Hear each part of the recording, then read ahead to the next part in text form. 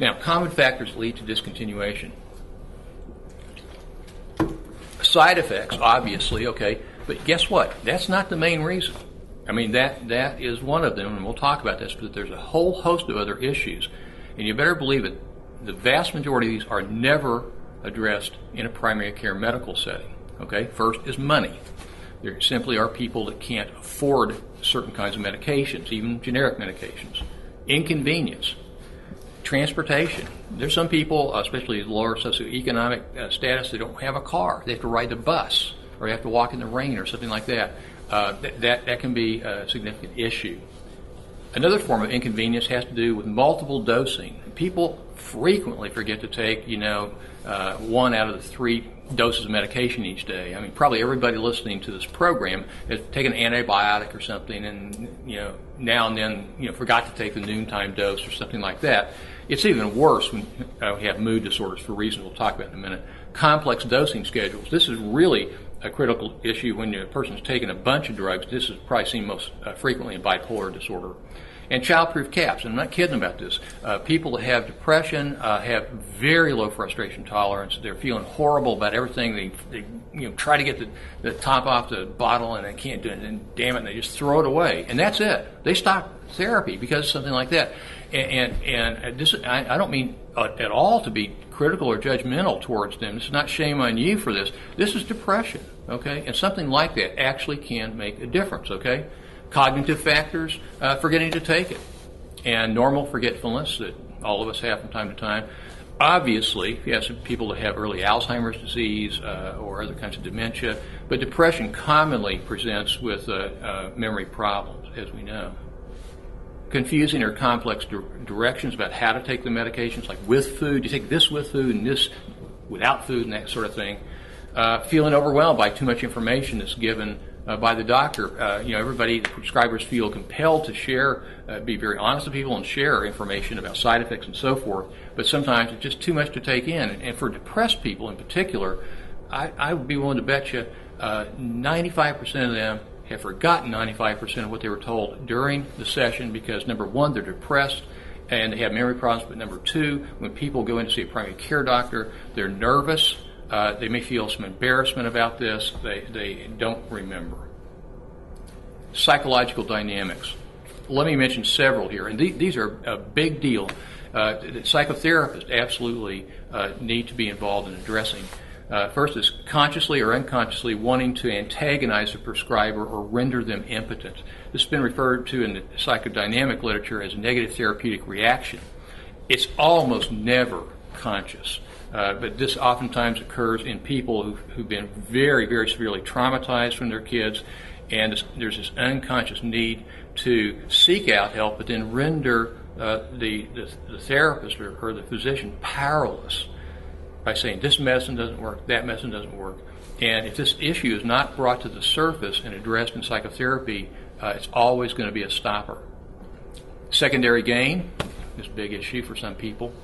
The search for magic, and what I mean here is in highly dependent people, you might see this in people who have severe dependent personality disorder. Some people have borderline personality disorder. They're looking for the magic pill. They're looking for the good enough mother, the good enough father, and the good enough drug, and they're very likely to get as disappointed with any medication you gave them as they are with many of the people in their life who weren't there for them. Narcissism. This issue, in a sense, has got its own search for magic. They want, guess what, the perfect pill. And when narcissistic people don't get what they want, they get pissed off. And their irritation can become a major stumbling block, especially in primary care settings. Especially people who have obsessional personalities oftentimes are exquisitely sensitive to particular side effects because, number one, they notice them. Some side effects for the rest of us aren't even on the radar screen. It's no big deal. But they're hyper-vigilant, and they notice things. And also, they tend to oftentimes feel, let's say they get a little bit of sedation, they feel a little bit of loss of control. They may be, on the one hand, desperate to get their depression treated, but on the other hand, it's being undermined by their constantly, feeling a sense of out of control, and then they don't take the medication. And then somaticizers, who typically come in, with a laundry list of somatic complaints. Now they have a laundry list of side effects to bring into their doctors. That's another issue as well. All of these obviously need to be dealt with in psychotherapy. This is a big deal if people have bipolar disorder.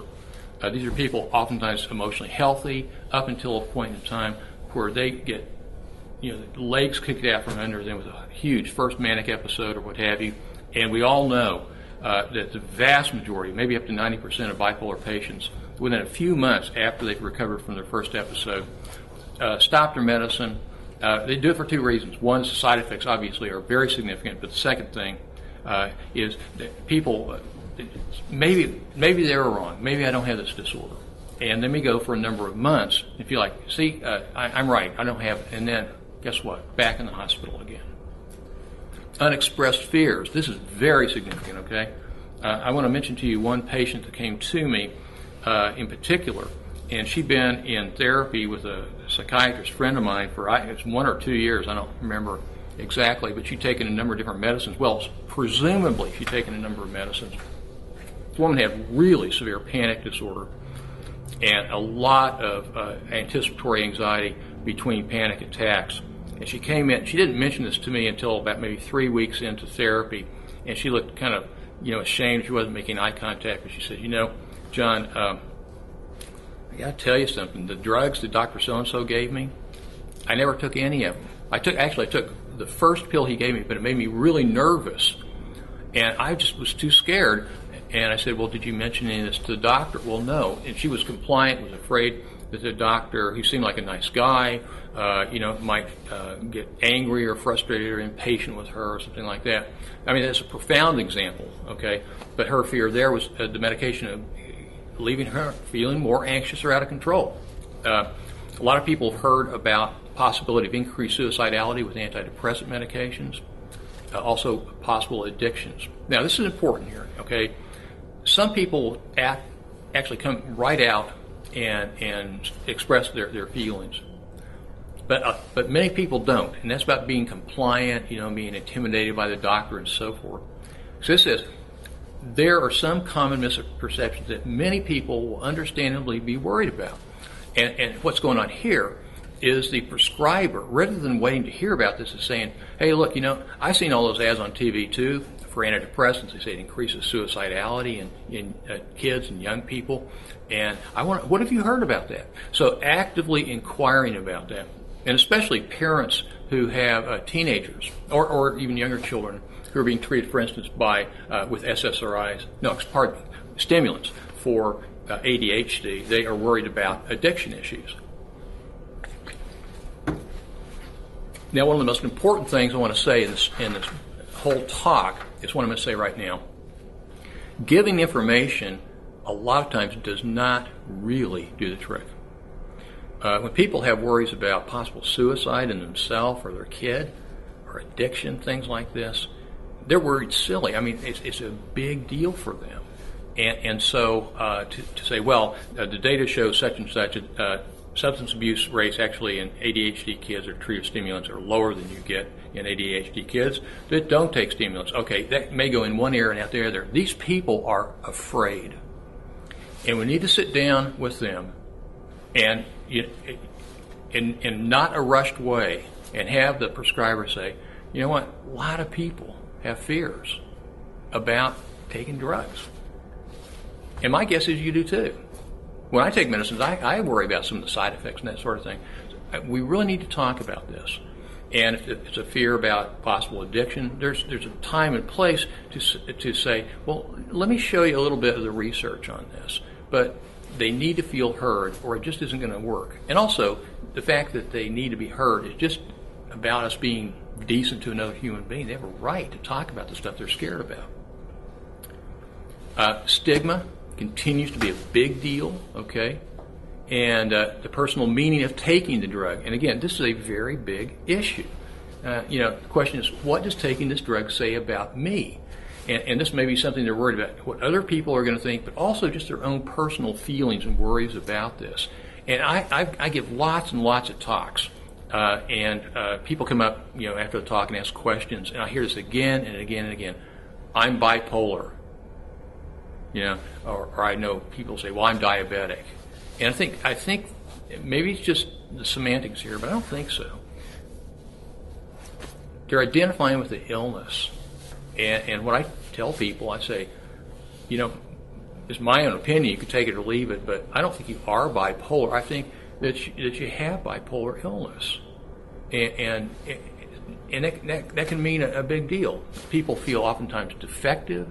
They feel like, oh my God, I've got an incurable disease. This could get transmitted to my kids. All kinds of worries like this. Just taking the medicine, even if it's well tolerated, even if they kind of come to terms with maybe some of the side effects. In the long run, in the research, this has been a critical factor in people eventually discontinuing medicine or taking it at lower doses. So here are 3 factors that always, to at least some degree, go into a person saying, okay, I'll take the medication. First off, they got to say, I'm sick or I have a disorder. And there are many times that people don't do this. Well, people that have dementia, oftentimes they're the last person to really know that they're having severe cognitive problems. People that have schizophrenia, oftentimes there's denial of the illness, or they start developing delusions about being controlled by the prescriber, using drugs to change their mind and that kind of stuff. Many kinds of psychosis. There's a lack of insight, and mania big time. And people have full-blown manic episodes. There's nothing wrong with me. Yeah, but honey, you're only sleeping 2 hours a night and you're talking real fast, and you're agitated. Hey, there's nothing wrong with me. Come on, leave me alone. Okay? And we all know about that. Okay? So they got to, at some level, say, you know what the truth is? I've got a problem here. They need to feel motivated to get treatment. And here we get into stuff like, I'm not going to go see some shrink, I'm not going to take any of that dope, I'm not going to go take drug, that can make me drowsy and, impotent and all that kind of stuff. We have to honor the fact that a lot of people value self-reliance. And for them, maybe a part of their life experience is that they have needed to really feel very much in control of their life decisions. And then the stigma. And despite decades of attempts to reduce the stigma associated with mental illnesses, it continues to be a very, very big deal.